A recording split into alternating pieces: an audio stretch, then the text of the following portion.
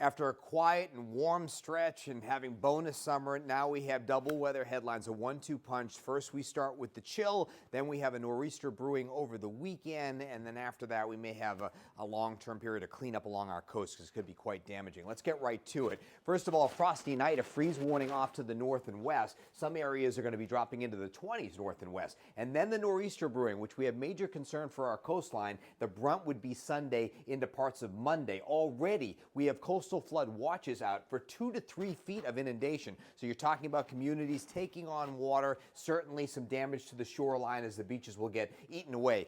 Here's what we know so far. This is the early call, but I just want to put out some of my thoughts on this. We'll have some drizzle Saturday afternoon into Saturday night. Don't cancel outdoor plans. It would just be spotty. Anything should be light into maybe early Sunday morning. Then we have the heavier rain coming in Sunday afternoon. Sunday night's probably the brunt of the storm, but it'll go into Monday as well. A general 1 to 2 inches looks likely, but I could see 2 to 4 inches, especially central and southern New Jersey.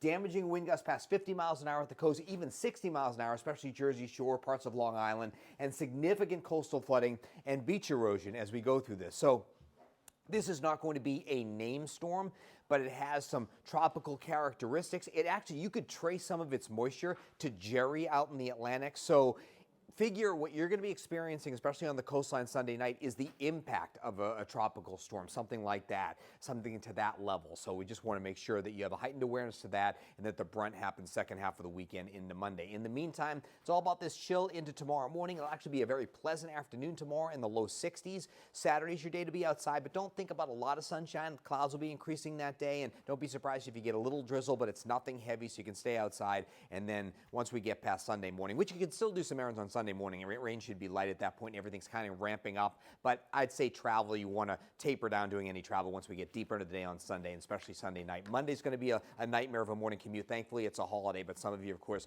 have to work. We'll keep on top of it all throughout, and certainly we'll be monitoring our coastline, which is likely to take a beating from the storm. More in forecast to come.